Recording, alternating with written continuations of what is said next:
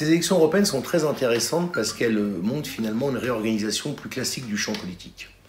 Nous avons trois blocs politiques distincts et bien identifiés maintenant dans notre pays. Un bloc d'extrême droite, qui fait à peu près autour de 30%, si on met en cumulé le score de Marine Le Pen, de Nicolas Dupont-Aignan, d'Asselineau et de Florent Philippot.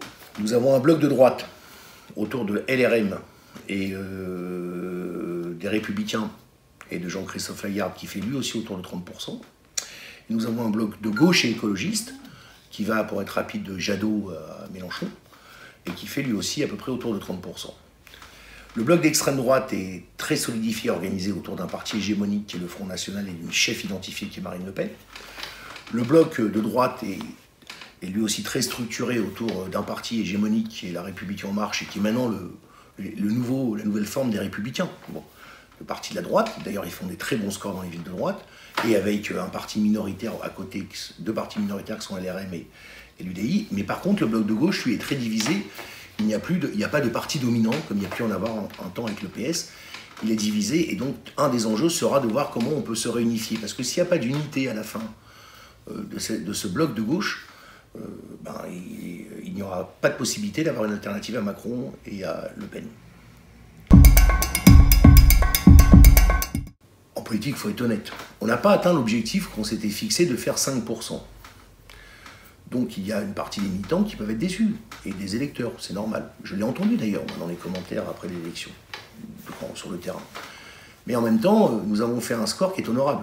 Et je dis cela, c'est pas une figure de rhétorique. 700 000 voix, nous sommes un mouvement très jeune qui a moins de 2 ans d'existence, nous avons fait 3%, alors que l'ensemble des forces de gauche présentaient des listes, malheureusement, n'avons pas réussi à nous rassembler, c'était très compliqué lors de cette élection. Donc, Génération s'est ancrée dans le paysage politique.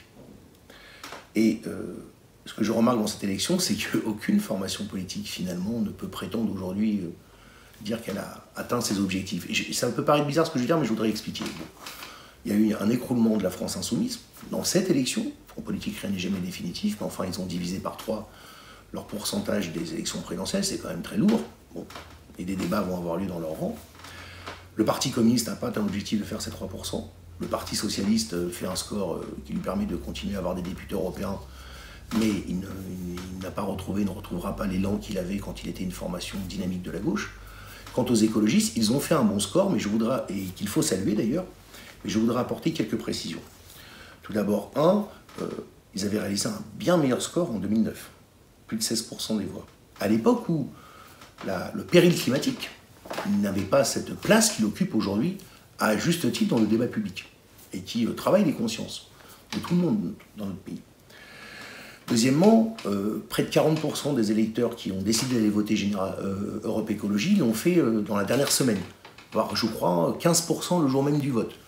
Donc il n'y a pas d'électorat naturel pour Europe Écologie Les Verts, il y a eu un vote d'utilité, comme à l'élection présidentielle. À l'élection présidentielle, le score de la gauche qu'on appelait radicale avait toujours été autour de 10%, ce qu'avait fait d'ailleurs Jean-Luc Mélenchon, 11% en 2012, et puis il est monté à 19% parce que des électeurs à ce moment-là ont cherché une utilité d'un vote de gauche pour manifester leur refus de Le Pen, de Fillon et de Macron déjà à l'époque. Là, qu'est-ce qui s'est passé aujourd'hui? Dans une gauche qui est divisée, les électeurs se sont dit quel peut être le vote finalement un peu utile des électeurs de gauche. Et ils ont cherché une utilité à ce vote. Mais on voit bien que ces choix utilitaires de vote de la part des électeurs qui peuvent aller à une élection à France Insoumise, à une élection Europe Écologie, ne font pas de ces partis naturellement les partis hégémoniques de leur camp, comme peuvent l'être les LRM pour la droite ou peut être le Front National pour l'extrême droite.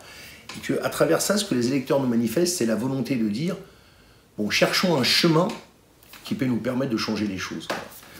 Donc j'appelle moi toutes les formations politiques à prendre la mesure de leur score, du moment, mais à être assez humble et lucide sur ce qu'ont voulu nous signifier les électeurs.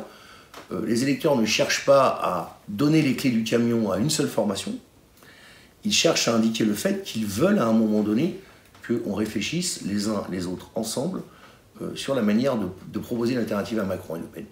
Et puis bien évidemment, moi je me réjouis du fait qu'Europe Écologie ait fait ce score aussi, il faut le dire, parce que la bataille contre le réchauffement climatique est un des éléments qui sera très important dans la définition de cette alternative. Je veux le dire d'une phrase, Il faudra que nous soyons capables de mener une bataille commune qui permette de résoudre la problématique de la fin du monde et la problématique de la fin du mois.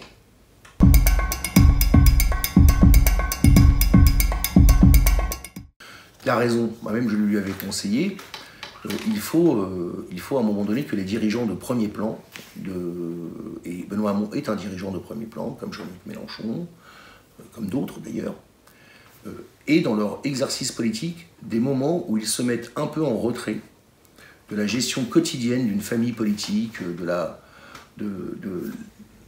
sursaturation que peut représenter la présence dans les médias.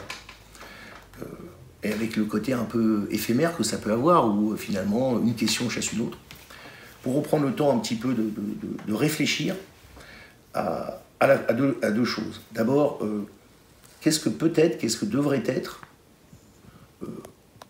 aujourd'hui l'apport théorique, la réflexion sur une politique de gauche écologique et sociale, à travers des grandes questions dont il faut qu'on parle, notamment la question de la crise du travail, qui est une question très très lourde, mais le temps m'en manque pour la développer. Et puis deuxièmement, de réfléchir à quelle peut être la stratégie qui permette à notre camp, de la gauche et des écologistes, de pouvoir incarner une alternative à Macron et à Le Pen. Bon. Et donc c'est bon qu'ils prennent un peu de temps, qu'ils lâchent le micro pendant quelques mois, pour prendre un peu le temps de lire et de prendre la plume pour coucher par écrit ces réflexions.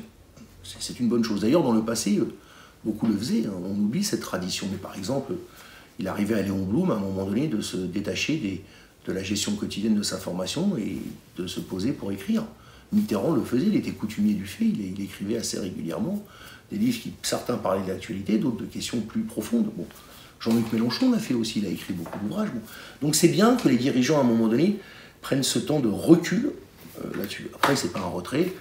Benoît Hamon n'est pas en retrait de la vie politique, il est en retrait de l'immédiateté politique, et il n'est pas en retrait du combat politique. Mais là, il n'y a pas d'urgence qui nécessite que les dirigeants retournent dans l'arène, et notamment dans l'arène électorale.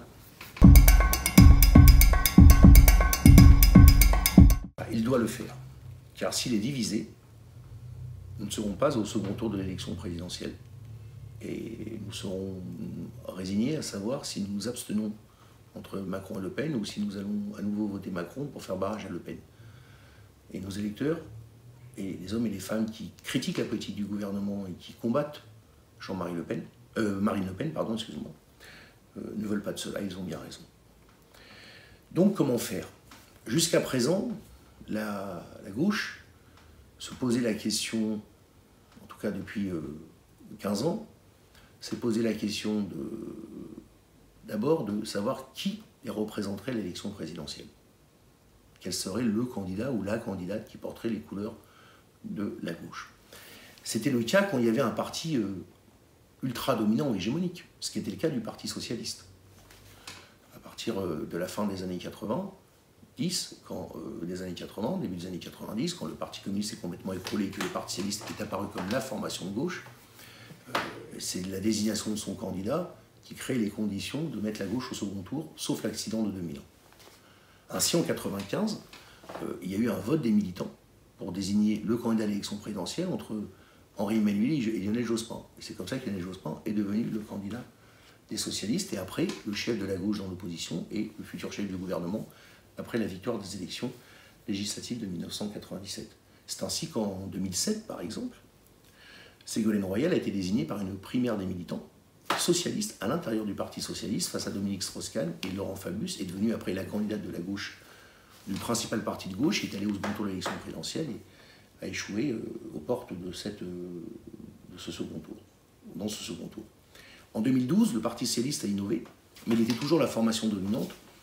Il avait décidé d'organiser une primaire en invitant l'ensemble des électeurs de gauche qui le souhaitaient, qui signeraient une charte de valeurs, à désigner le candidat du Parti socialiste.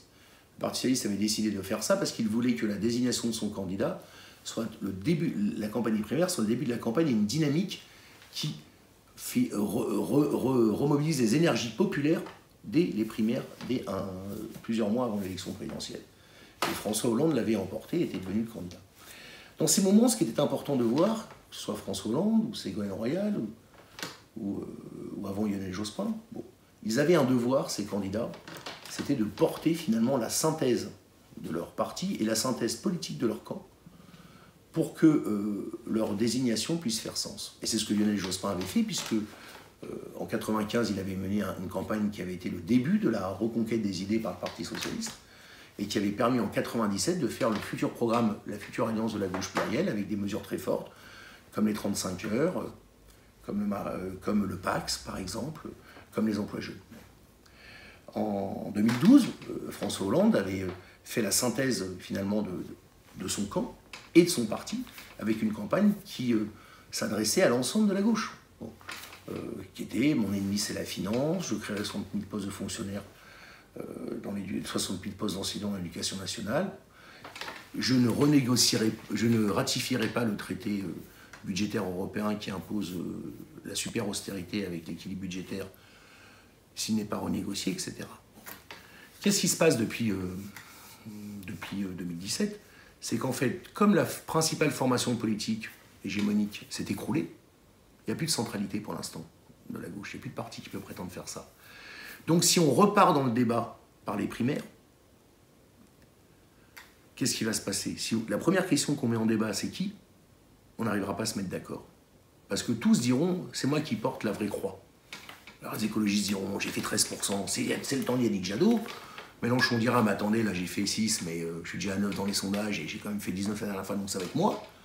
Les socialistes diront, ah bah non, quand même, c'est nous qui avons la plus grande expérience du pouvoir, même si elle n'est pas vue comme ça par les Français, donc il faut que ce soit quelqu'un de nos rangs, etc., etc., etc. On s'en sortira pas et on aura comme les européennes, chacun voudra y aller. Et donc c'est la garantie que personne n'y soit au second tour.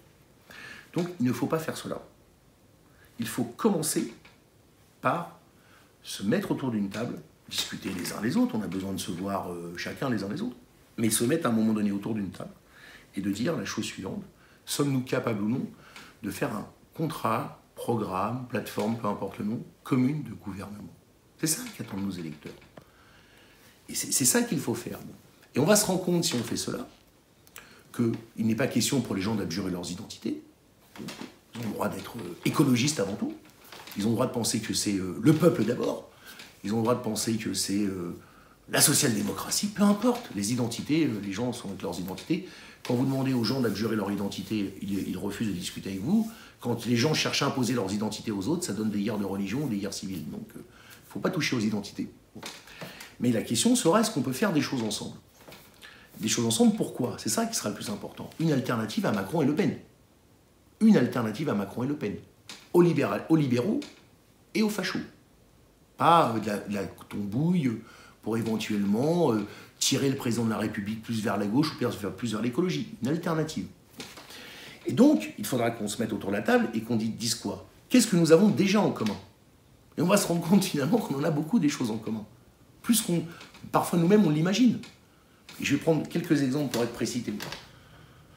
Prenons le libre-échange, qui est un vrai débat.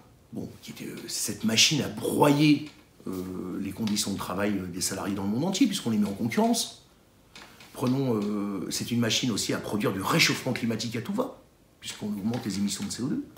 Eh bien, on se rend compte de quoi à gauche? Par exemple, que communistes, France Insoumise, écologistes et Génération, par exemple, on est contre le libre-échange. Contre. On a voté les traités de libre-échange, contre les traités de libre-échange au Parlement européen, le dernier, le CETA. Avec soit une motivation simplement écologique pour les écologistes, soit une motivation écologique et sociale pour les autres. Mais on a voté contre à gauche et chez les écologistes. Prenons l'exemple du rapport à l'austérité, où au nom du fait d'avoir l'obsession de l'équilibre budgétaire, on s'empêche de faire des politiques sociales.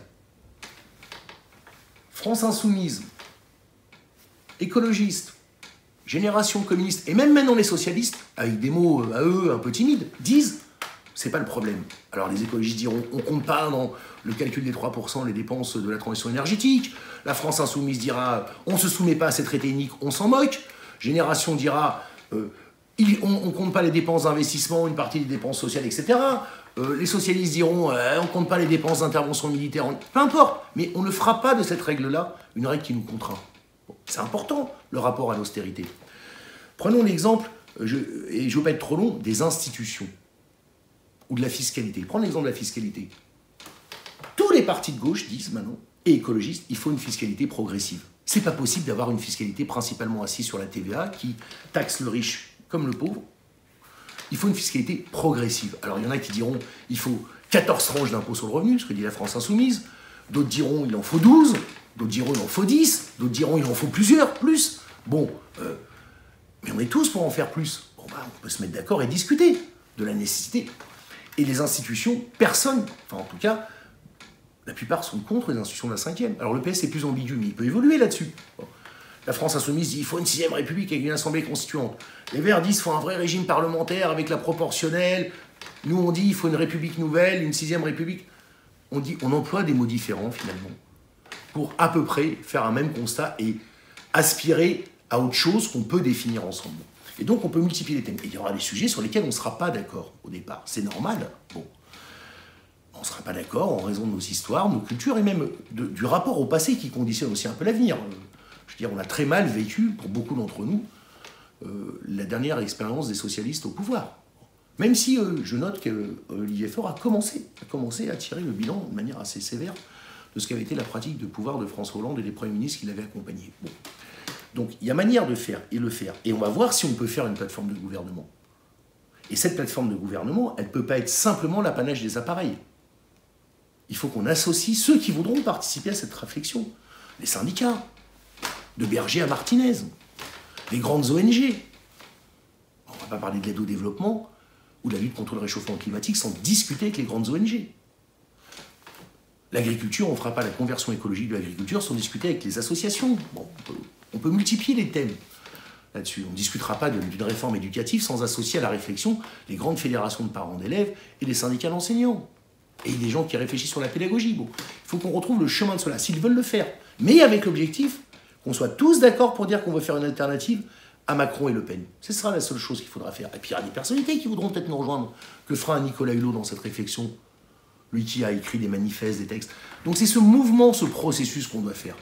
Et quand on aura réussi à faire ça, si on arrive à le faire, alors à ce moment-là, vous verrez, on verra que la désignation de qui sera beaucoup plus facile. Parce que cela aura permis de décanter un certain nombre de choses, et ce sera moins difficile de désigner un candidat ou une candidate pour porter un programme commun qu'on s'engagera tous à défendre à l'Assemblée nationale, si on a une majorité de gauche et écologiste, et qui sera notre socle de pratique gouvernementale. Ce sera moins compliqué que de savoir qui sera là pour le porter à l'élection présidentielle, que de s'en remettre à un sauveur ou une sauveuse suprême, à gauche. Ce n'est pas notre culture. Et puis généralement, quand les gens arrivent avec des volontés jupitériennes, quand ils sont de gauche, à la fin, ils se soumettent à l'ordre dominant. Et quand ils sont de droite, comme c'est le cas avec ce président de la République, ils finissent par mener une politique de plus en plus libérale et de plus en plus autoritaire.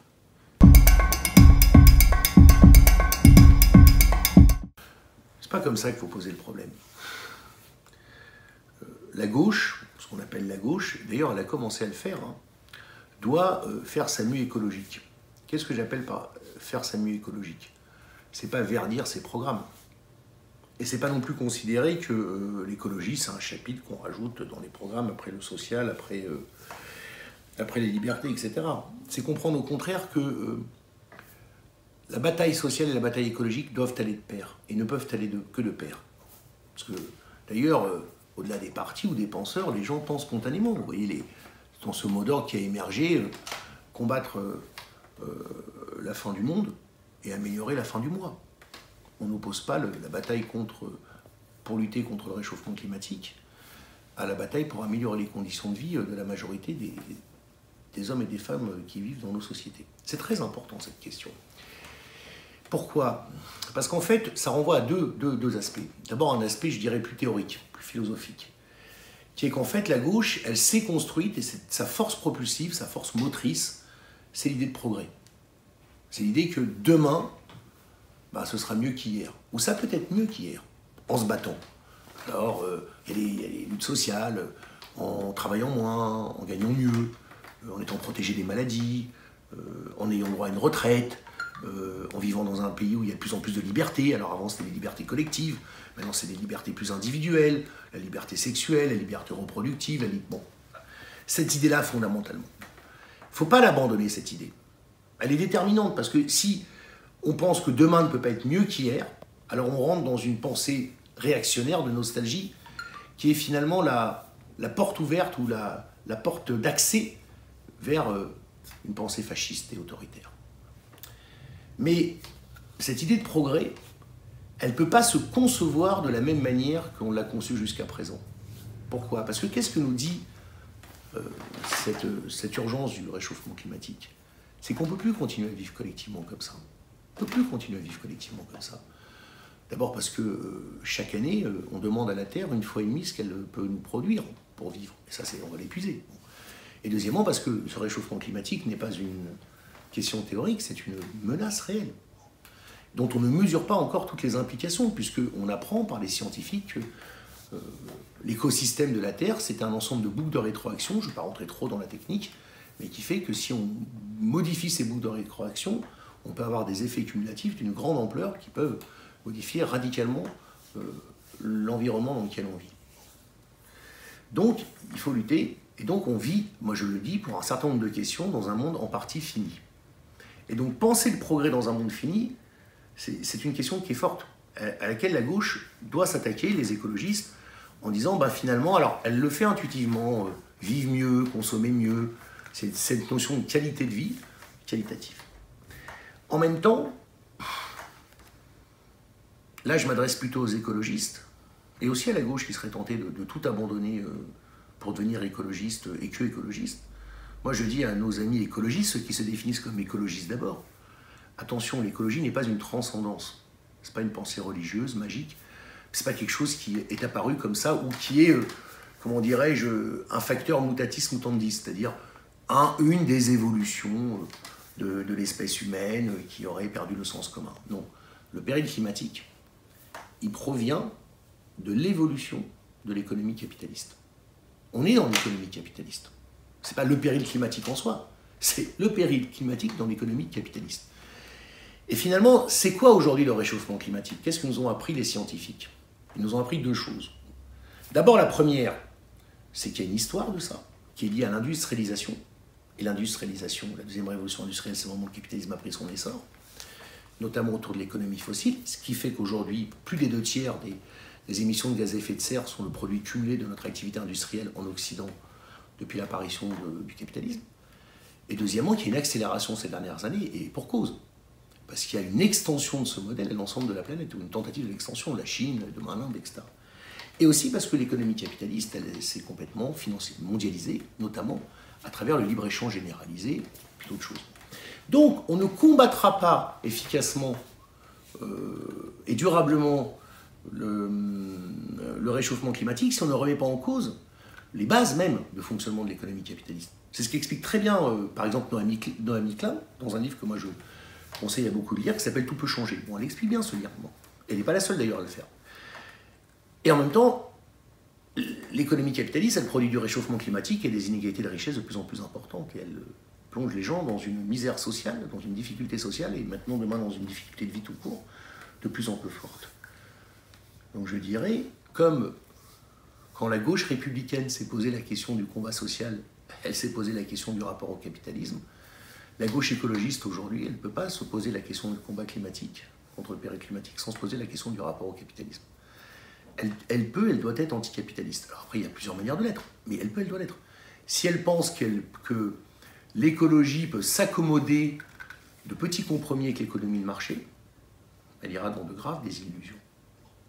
C'est pour ça que le destin de l'écologie, c'est les partis écologistes d'être dans le camp de la gauche, et la gauche, son destin et son avenir, c'est de devenir écologique et social. Et bien sûr démocratique. Voilà comment je vois les choses. Alors après, pour terminer, pour être tout à fait exact là-dessus, au-delà des postures des partis, ou des communications des partis, il faut regarder quand même aujourd'hui, ce que les principaux partis politiques de la gauche et des écologistes racontent. Bon. Et la gauche traditionnelle, ce qu'on appelait la gauche traditionnelle, a fait des avancées considérables. Alors, c'est surtout le fait de nouveaux partis de gauche qui sont issus de la gauche traditionnelle. Je pensais à la FI, à Génération.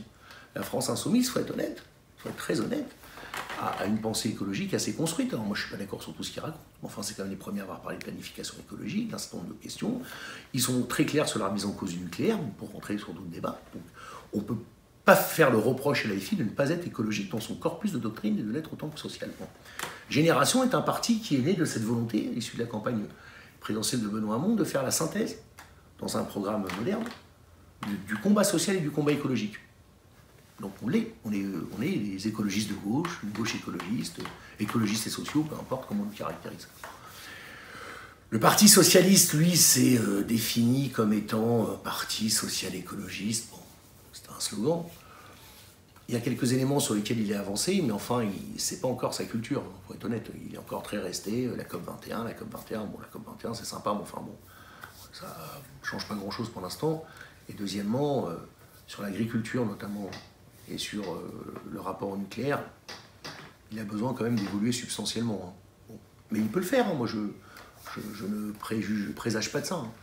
Quant aux communistes, bon, en raison de leur histoire et de leur lien avec le mouvement ouvrier dans l'énergie française, et la question à un moment donné de son rapport au nucléaire doit être précisée. Bon, voilà. Mais ça ne veut pas dire qu'on ne peut pas y arriver. Hein. Moi je pense qu'on peut y arriver et qu'on peut le faire. En tout cas, de toute manière, il n'y aura pas d'alternative crédible si elle n'est pas et écologiste, et sociale, et démocratique, et sociale, et écologiste. Vous le mettez dans l'ordre que vous voulez. De toute manière, à la fin, il faut que ce soit tous ensemble et que ça fasse une même pensée commune. Voilà.